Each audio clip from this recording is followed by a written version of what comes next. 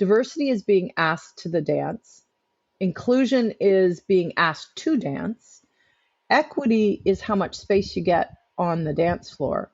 And belonging is about who chooses the music. And that's always really resonated with me in a way to help us understand that there's different levels of belonging and inclusion, and we need to be mindful of all of it. And language matters. So getting these words right really does matter. Welcome to Voices of Leadership, the podcast that shines a spotlight on the remarkable women of the International Women's Forum. I'm your host, Amy, and I'm inviting you on a journey through the minds of trailblazers. On today's episode, we welcome Toni Chaltas. Toni is the CEO at Achēv, a charitable organization that helps create faster pathways to prosperity for its clients, who are primarily newcomers. We talk about her adventures aboard the Blue Nose 2, a tall ship out of Lunenburg, where she confronted gender bias and learned the vital lesson of choosing her battles wisely. We also discuss diversity, equity, and inclusion, and Toni provides her expert advice on initiating DE&I efforts in companies of all sizes. We also talk about transitions, and Toni offers valuable advice for women entering the C-suite. Hi, Toni. Welcome to the podcast. Thank you for being here. Oh, Amy, thank you. I just think this is such a great initiative, and what an honor to have the opportunity to join you today. Thank you. Oh, that's so lovely. We're happy to have you. I'm excited. We have never met, so I've read a little bit about you, but I'm very excited for our conversation today. Me too. So let's start with IWF. You are a member of the Toronto chapter, and you've also served on the executive. So can you tell us, how long have you been a member of IWF and who introduced you?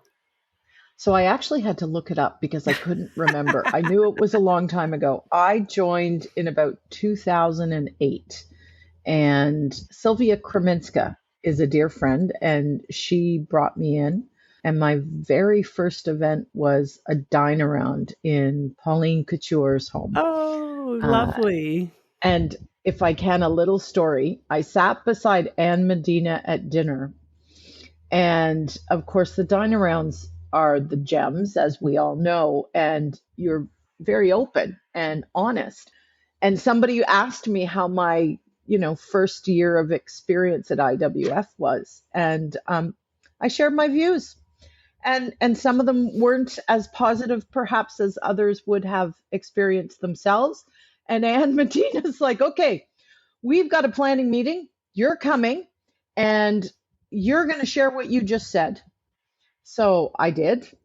I attended. And I was honest. And then the next thing you know, my dear friend Sylvia became the chapter president. She's like, okay, you're coming on the executive with me. So it was a bit of IWF baptism by fire. It was very quick from membership to sitting on the executive, which I did for 2 years. And it was a great way to get to know the organization and, most importantly, the amazing women that make up IWF. Oh, the dine arounds are my favorite too. Yeah. And I think I maybe have ended up on a board or whatnot after expressing my views somewhere. So I think that's sometimes how we get into it, right? It is. Yeah, it really is. So let's start in your university days. Okay. Because there's a story I'm quite curious about.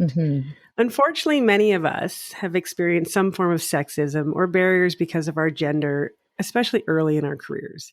You have one of the more unique stories around gender bias that I've ever heard. While you were at Dalhousie, you were part of the first mixed crew on the Blue Nose 2, which is a tall ship out of Lunenburg. Yeah. Can you tell us about your experience on the Blue Nose and how it shaped your views on women's rights and equality? So I'll start out with the really great stuff, because there was a lot. As a matter of fact, the majority of it was an amazing experience. She's an incredible vessel, and it was a once in a lifetime experience to live on the boat for the summer and be a part of a small crew that got the boat ready for the season and then traveled throughout Nova Scotia. And we also went down to Boston. And it was an incredible experience, but it was the first year that they had a mixed crew, as you said, males and females. So there were 4 women and 8 men, and everything about it was new for the Blue Nose organization. She's run by the government, so it's part of the Ministry of Tourism. And, they've never had to think about how the clothing that they bought for decades needed to change a little. Literally everything, the arrangements, they got the sleeping arrangements right, which was great. But the big challenge was at the end of the day, there were a lot of people who didn't believe women belonged on the Blue Nose. She has an amazing heritage. And with the tall ship and the sailing history comes a lot of myth. And one of them is that women are bad luck on a boat. Oh, I didn't know that. So you had that. You had the real traditionalists who felt that we would bring bad luck. Then you had men who just simply didn't want the change, didn't feel like women belonged, couldn't do it. There's a degree of physical activity being a crew member on a tall ship. I mean, she has the largest working mainsail in the world. So it takes some muscle, some upper body strength, which we know women traditionally have less than men, just genetically. So they wrapped it all around that. So there was a lot of subtle biases, unconscious and lots of conscious bias that came into play. Lots of things that they made the crew do that year that they never made previous crews do. I remember in particular, again, she has the largest working mainsail in the world. So the mast, the big tall stick that holds up the mast for those who don't sail, is pretty high off the deck. And when you're when you're at dock and you're up at a height, when the wind blows, it moves a little bit. But when you're at sea, it really moves the further up the mast you get. And so in the past, they never actually asked men to go up if they didn't want to. Well, my summer, everybody had to. And you didn't have to do it just at dock. You had to do it when we were at sea. So we had a harrowing experience with not just a woman, but also other crew members who really couldn't handle it. It's hard. And if you have a fear of heights, and there's no sex attached to that fear, No. No. it is very, very difficult. So we did have one woman who really had a challenge. The further up she got, we also had a guy do the same, and so stuff like that just made for some moments where even the men on the boat would just shake their head and they'd see it coming. I mean, the crew were fantastic, fighting that tradition and that heritage. She's such an icon in Canada, and then in Nova Scotia, she's on a pedestal. So to challenge that was, it took a different perspective that I'd never had to have before, and I really learned the meaning of pick your battles. I really did, because there were some things that just simply weren't worth fighting over. There were other things that we knew we needed to deal with so that the next crew of women wouldn't have to deal with. But all that said, it created a mindset for me that carried forward, but it was an incredible experience. She's an amazing, amazing vessel, and the crew were fantastic. It sounds like an amazing experience. Yeah. And good for you being so young to understand the concept of picking your battles, and but also being able to stand up for yourself. That's not easy to do when you're in university and you're maybe not even expecting it. No, I'd never encountered it before. It was totally foreign. Which we hope becomes more and more true as we move on, right? Absolutely. And I think we're seeing more of it. Not as much as we'd like, but we are seeing some. But yeah, that experience really did open my eyes, made me realize that there was a bit of an imbalance out there depending on your gender. And it informed very much what I became and who I am today. Well, I think that is probably really good for all of the people you've influenced along the way. So it's probably good you had that experience. Yeah, I think so. On that, so a lot of your work involves diversity, equity, and inclusion, which especially now are quite widely used terms, but sometimes not fully understood. So how do you define DE&I? Yeah, it is. And it's evolving, right? I think the murder of George Floyd magnified by the emotion and everything that was going on in the pandemic, really opened a lot of eyes to what was happening beyond just the gender issue, which we all understood. And so even at the beginning of that to where we are today, the language has changed. It was diversity, then it was diversity, equity, and inclusion. Now, and then it came then belonging, and now accessibility, which is also another big piece of it. So somebody once gave me an analogy, which I love, and it's diversity is being asked to the dance, inclusion is being asked to dance, equity is how much space you get on the dance floor, and belonging is about who chooses the music. And that's always really resonated with me in a way to help us understand that there's different levels of belonging and inclusion, and we need to be mindful of all of it. And working with newcomers and racialized Canadians, you really do see the barriers that they face, the bias and the unconscious bias, which is real. We've got a lot of history to relearn and a lot of awareness, but it is great that it's evolving. And I love that it's now evolved to the point where we're also talking about accessibility for both visible and invisible challenges that people face. And language matters. So getting these words right really does matter. I agree. Language does matter. And I love that analogy. It's very simple. We can all understand it at all ages. That's an excellent analogy. And I liked how you're talking now about accessibility. I spoke with Jane Halford from she's from Out West, from the Edmonton chapter, and she does a lot of work with the Rick Hansen Foundation. And she talked about that's part of their mandate now is adding accessibility to the DE&I conversation. And then there's the whole point, the neurodiverse side of it, which I'm personally quite interested in. And that's got to be a more difficult thing to teach people how to include, I imagine. It's funny. I mean, in any evolution of an issue, there's an arc, right? Where it will, bubble below the surface, not a lot of awareness, mainstream awareness. And then depending on what it is, it's just going to stay flat. And then there's the backlash that happens. And I feel like we're at that stage now where there's a little bit of backlash or fatigue. There's nothing that upsets me more than when I get in one of those conversations when somebody says, oh, can't we move on? And I feel like it was 30 years ago and they're saying, oh, women are equal. Can't we just move on? And it's like, no, we can't. These things are generational. And interesting on the neurodivergent piece, I almost feel the conversations I have there are slightly different because people can look at it and say there's a medical issue there. And I almost feel like that's the same with accessibility too. Whereas the other issues around ethnicity and race, cultural considerations are a little, I'll say, esoteric for some people. They're just that little bit further away, whereas medical issues, they can seem to wrap their head around easier, and there's a little bit more acceptance. So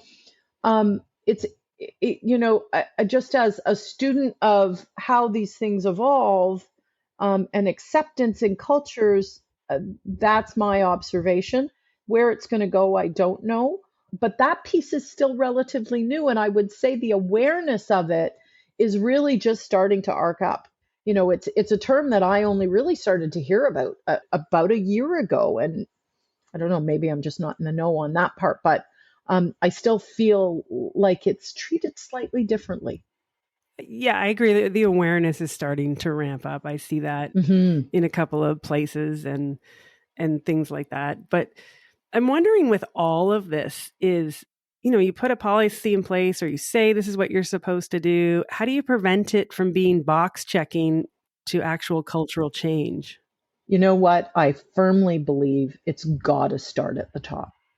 If the CEO is not on board, if it's not created as a meaningful initiative that people are held account for delivering, and it's baked into performance evaluations and people have to report on it, then I believe it becomes a tick box. Because I volunteered with the Black North Initiative for its almost first 2 years, my role was to onboard the new signatories. And then I checked back in after a year. And you could really see the difference in the organizations who truly were committed all the way up to the top and how much they could accomplish. I mean, there were some amazing CEOs who I worked directly with who really drove real change, and it was sustained and meaningful. And there were others that I think started off truly committed. They really did. I wasn't questioning that. And then when it had to move down into the organization, I think it just became one of those many things that had to happen. And the executive team perhaps weren't made as accountable as they should have been. And I think it starts there. And I also think it has to start with the foundation of data and information about what's really happening on the ground. So by actually listening to staff, I was a big believer in something I did when I first walked in the door at Achēv, which was bring in a third party to do a series of listening events. So meet with staff, safe spaces, round tables, no management in the room, and people talking about their real experiences. And we're pretty diverse at Achēv. So we speak 52 languages, 24 cultural regions around the world, represented with over about 400, close to 500 staff now. So everybody kind of said, oh, you've got this. And I'm like, yeah, we got the diversity piece. Does not mean we've got the equity, inclusion, and belonging piece. And so listening to staff, getting the data, understanding what's really going on, because as a CEO or in the C-suite, you are removed. Despite everything you do, your title and your position alone means you aren't necessarily going to know what's happening on the ground. So I think you've really got to start there. You've got to focus on fixing the problems that exist, not fixing your assumptions of what the problems are. Ooh, I like that. That's very good advice. Yeah. So you talked a little bit about how larger organizations attack or address DE&I. How would a smaller business sort of get started when they want to look at it in their company and make some real change? And they might not have the budget or the staff. So how would that work? I think you can do the same things, just do them differently. So the round tables, instead of the boss going in, maybe there's a line manager. They go in and have a round table. Or maybe you just appoint a staff member to do something. Or you do, old school suggestion boxes. Or I think there's lots of ways you can gather information. But I think the critical piece, the smaller the organization, the more intense it's going to be. And it's about psychological safety. And a word, again, we hadn't heard that word 10 years ago. Nobody talked about that. We all knew what it really meant, but hadn't put a label on it. And I think in smaller environments, it's harder, it's more intense. And I think the first thing that you've got to do is create an environment where people feel safe to share how they feel, and there's no retaliation. But it's also leading by example. It's even more magnified in a small organization. So if a CEO or a founder or a manager wants to make a change, they can embody that change, because it is amazing. It's always, as a new CEO, relatively new, 3 years now, it's always amazed me how what I do impacts so much, and how staff watch everything. And they will model because they see that that's what's acceptable and what's expected. So I think that's where any size business can do that. Yes, I agree. Leadership from the top is sort of universal regardless of the size of your business. Yeah, yes, isn't it? It really is. Yeah, it's pretty much the recipe for a lot. Where everything should start. So let's talk a little bit about you. You've been the COO at Hill Knowlton Strategies, and now you are the CEO at Achēv. Can you tell us about your transition into the C-suite, what you learned through your journey, and how do you now support others when they're making the same transition? So it was interesting. At one of our client panels at Hill and Knowlton years and years ago, somebody was talking to us. It was a staff event about their career. And something they said resonated so deeply with me that it now is what I say to people. And they said they started off thinking about their career as a triangle. And I did too. I always thought that you would rise to the top by being a subject matter expert. And that was the pinnacle of success. But when you turn around and you make that move into the C suite and you're sitting at an executive table, all of a sudden it's not a triangle. The shape of your career now is, I believe, just changed into an hourglass. Because when at the executive table, you're expected to know about all parts of the business. Yes, you're sitting there wearing a hat, and maybe you're the CHRO or you're the CFO. But when somebody's talking about a particular line of business that's in crisis or is a huge growth opportunity, you need to understand enough about that business to be able to add your perspective that's informed. And so for me, the big aha was when I moved into a national role that put me at the executive table. All of a sudden I had to do two things. I had to understand parts of the business I didn't have to really learn about before. So I needed to understand all of our lines of business. I needed to understand a lot more about finance, a lot more about legal and HR and operations. But I also needed to find my voice. And I'd probably found it before that, but it's a different voice when you're sitting at the executive table. And I think those two things, that hourglass and finding your voice, are often the two pieces that when I'm mentoring colleagues or associates who are making that leap into the C-suite, I talk a lot about, and I help them think about in ways maybe perhaps they hadn't. But, finding your voice, having the strength to articulate a point of view, at least for me, meant I needed it to be grounded in a level of understanding on the issue that I didn't have.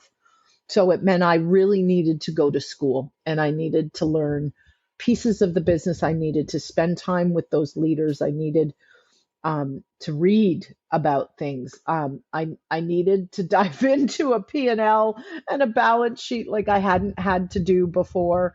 I needed to understand employment law, the basics of employment law. And in many ways, that was magnified as a chief operating officer because a lot of those pieces ended up reporting to me. But I think those are the critical pieces where they make that leap into the C-suite a little easier, is going in understanding you're there, but you've really got to ramp up your learning journey in areas that you wouldn't have thought you had to learn about. That's very good advice. So you talked about the hourglass and you talked about learning and education. Is there one other thing that you lean on every day as a CEO that you believe is essential for all leaders? I spent 25 years in communications. So that was kind of the pinnacle of my triangle was comms. And of course, I was passionate about it. I wasn't the top communicator at H&K. We had unbelievably brilliant communicators. So when I became a CEO, I really misunderstood that skill and that importance of that skill. Every single day, I realize everything I learned about storytelling and advocating and listening is just important by tenfold. And so the storytelling in particular, and to an audience, so understanding who you're speaking to and really making sure that you're tailoring your message to them which is fundamental in advocacy. So a lot of my career was as a government relations consultant, as a lobbyist. I was an advocate for my clients' issues. So I was not bad at actually putting a point forward. But when you're in and dealing with internal issues, and for me in a charity and in a social services charity, having come from the private sector, my language was different. Everything from, we don't have P&Ls, we have statements of operations, to, aggressive business language, driving things forward, competition. We have co-opetition, we have partners. All of that had to be reframed. And so I've realized every day that I call on all of those communication skills more than I ever imagined I would. And it sounds simplistic, but it really has made a difference in, I think, how I've led. Well, it goes back to what you said earlier. Language is important. And that was such a great example of corporate language versus nonprofit language. And I assume that's quite a big, wide gap, I think, but I'm assuming lots of people could apply that to even smaller transitions or departments as well, that language matters. Very true, very true. And the transition, I had no idea what I was in for. I knew that it was going to be different, but I've sat on lots of boards. I've been a volunteer, but to actually move over and to work in a charity and in a social services charity where the vast majority of our staff are social workers. So that EQ, that soft, that leading by heart is such a big part of who we are at Achēv. And that was just so different than the environment that I came from. That was one of the biggest lessons, was trying to, again, communicate in a way that they could relate to, that I didn't scare them. I didn't, they didn't look at me and say, oh, she doesn't understand this, she can't relate to what we do. She doesn't understand the impact that we can have with our clients, and how difficult that work is, and how emotionally challenging that work is. So it was a huge transition.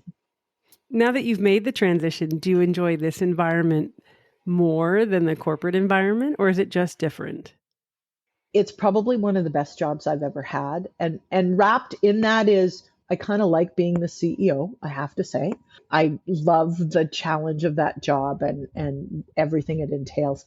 But I love what we do. The staff are amazing. They literally change lives every day, every day. And it's only become more important in terms of getting new immigrants settled and into the labor market as quickly as we can, because that's what will make Canada thrive. It's what makes communities vibrant.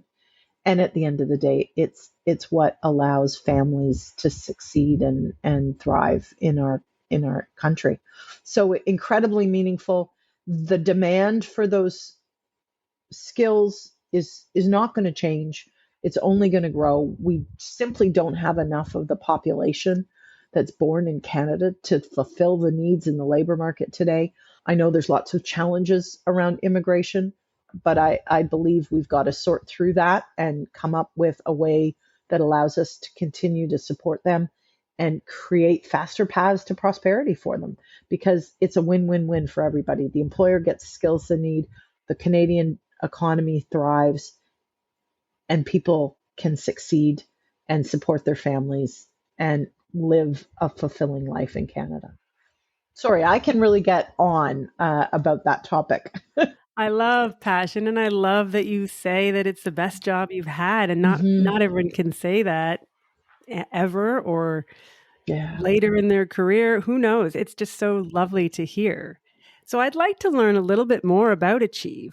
So it has an interesting purpose statement: creating faster paths to prosperity.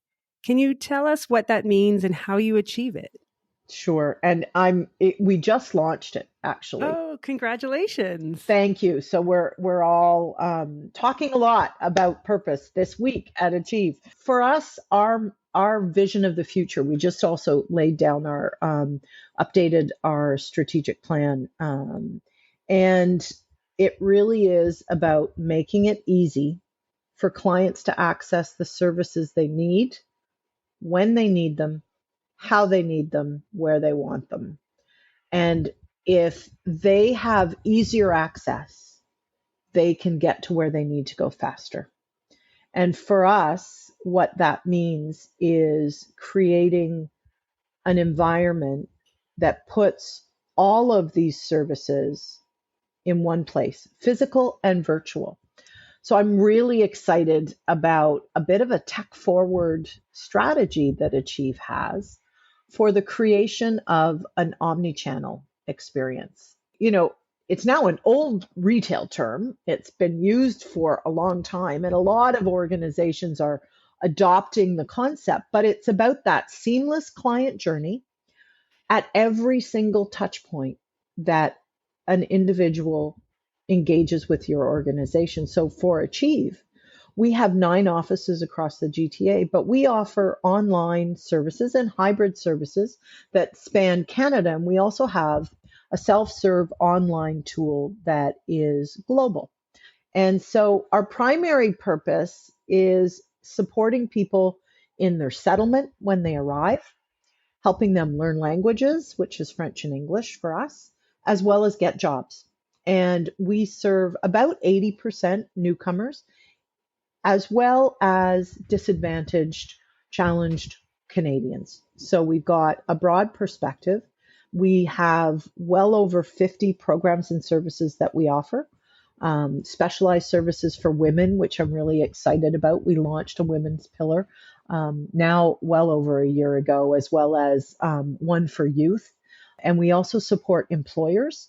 And we have a technology pillar where we're doing building technology platforms and managing them for the language services sector and expanding in that area as well. So lots going on at Achēv, and I believe a really exciting future, which really is about making sure clients understand the services that they can access for free, including employers. We do free recruitment for employers, and that's the best kept secret on Main Street and Bay Street, which we're trying to change. But organizations like us that are funded by the Ontario government through employment services actually help employers recruit and retain staff. So great way to diversify a workforce because our talent pool is highly educated.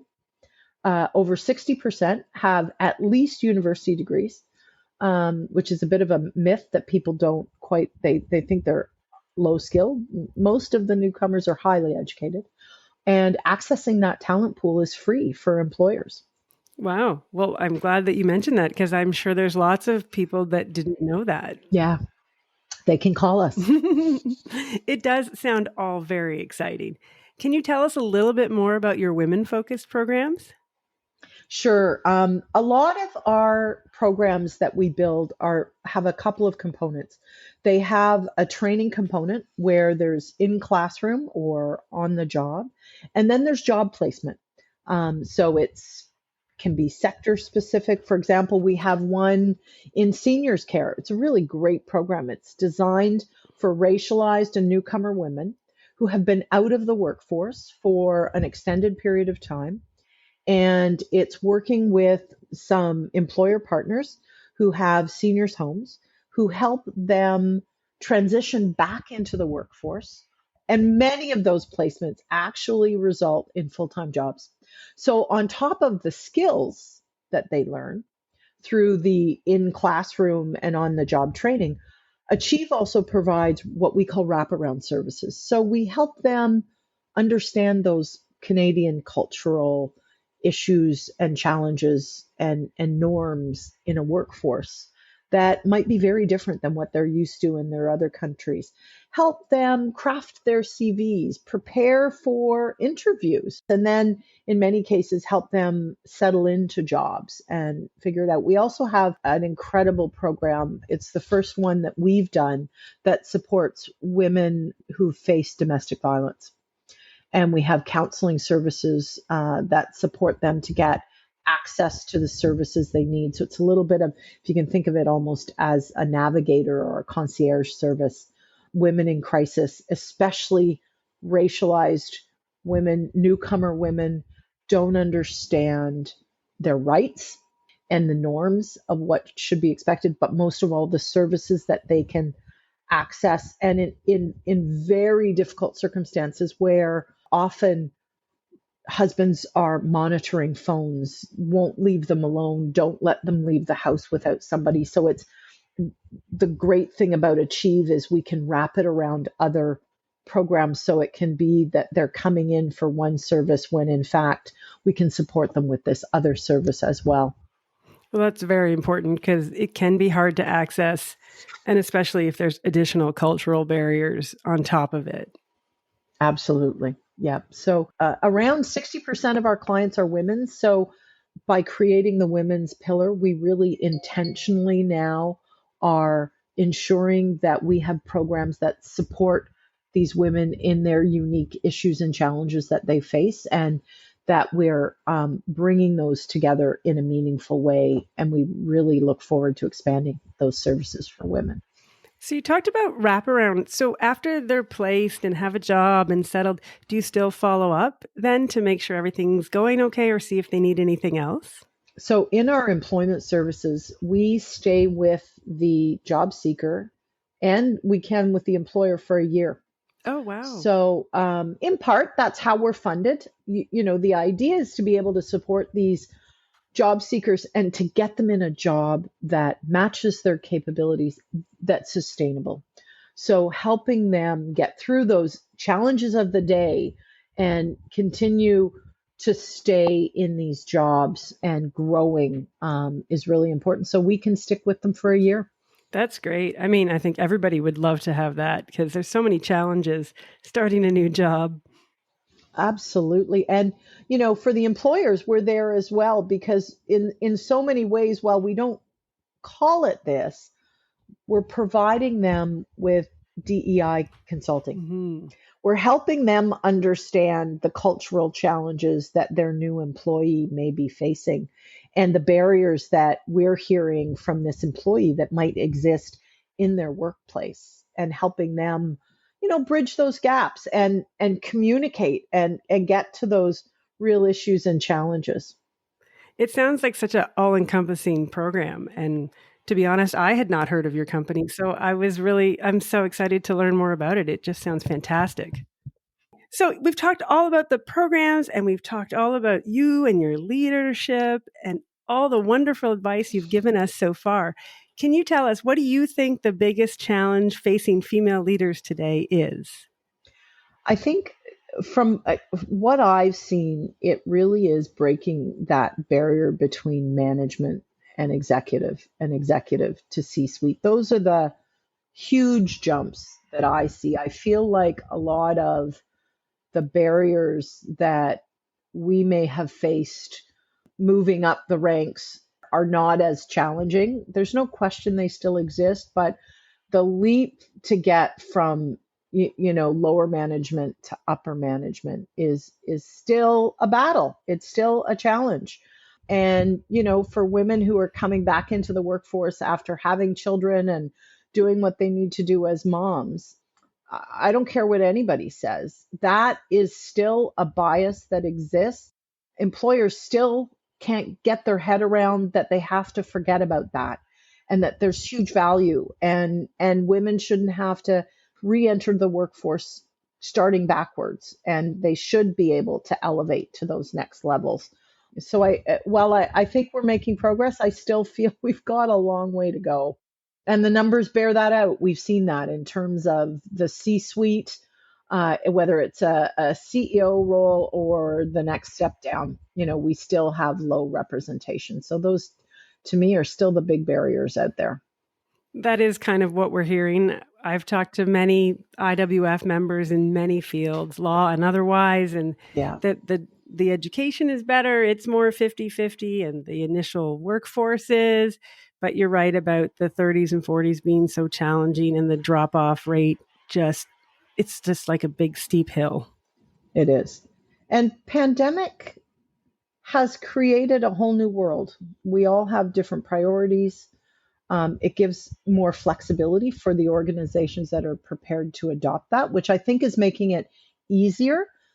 But it's also made people sit back and reevaluate life. And I think the number of women that are continuing to exit the workforce, to work independently, to be their own boss, they've realized they now have the ability to do that. I think we're seeing some systemic shifts and changes that I think will continue to evolve, and even with the generation that's coming into the workforce and what they're looking for.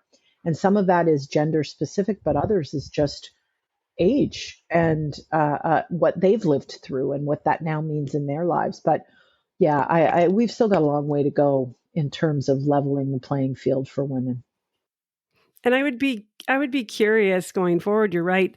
Sometimes it's a choice because of evaluation and options, and then sometimes it's not. So it would be interesting to see what those numbers are, how much is choice and how much is not. Exactly. Yeah. And I think, as you know, in a couple of years, I hope somebody does a really in-depth study on that, because there should be enough data to tell us a bit of a story there.